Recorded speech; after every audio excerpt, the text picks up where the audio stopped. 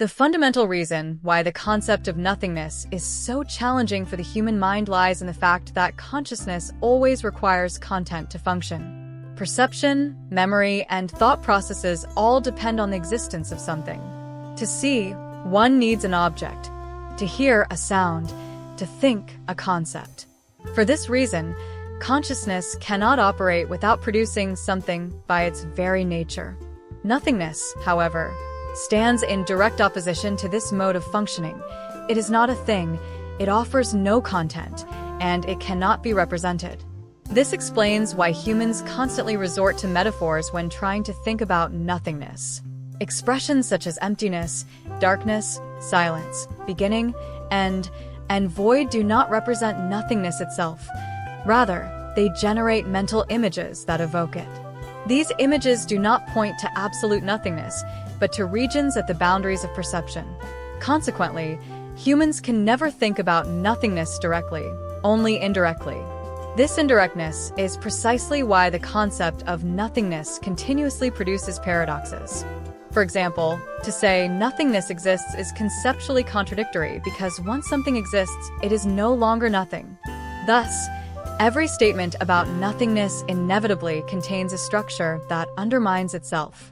Here, the human mind confronts the limitations of its own tools. Language, logic, and symbols were developed to describe what exists.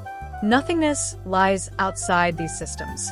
At this point, nothingness becomes not so much an ontological issue as an epistemological one. The real question is not what nothingness is, but how we are able to think about it at all. This shows that nothingness is not a mental object, but a boundary condition of the mind. Whenever we believe we are thinking about nothingness, what we actually experience is the point at which thought itself comes to a halt. This also explains why the human relationship with being is so central.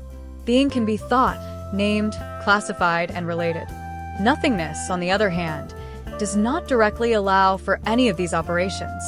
Since humans are meaning-making beings, they naturally place being, not nothingness, at the center.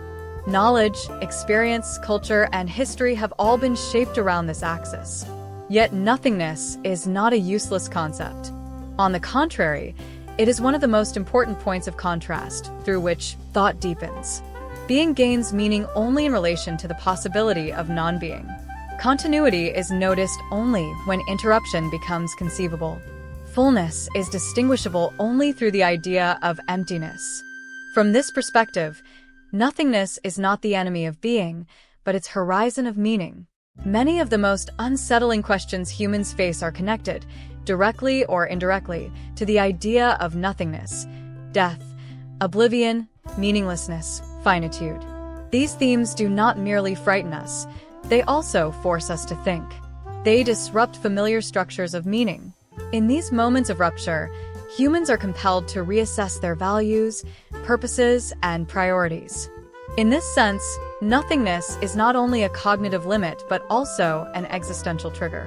When confronted with the possibility of nothingness, people tend to evaluate their lives, choices, and actions more consciously.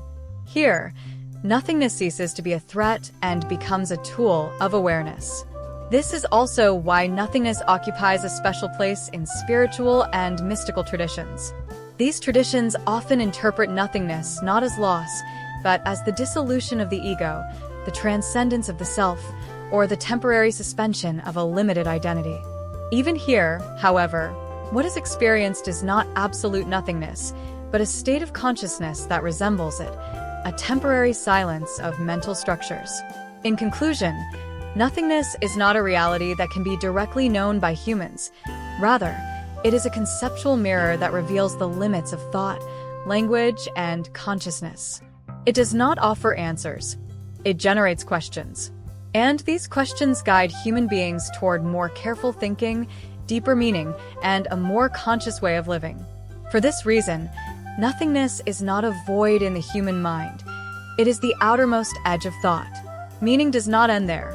On the contrary, it is precisely there that we begin to see more clearly where meaning truly begins.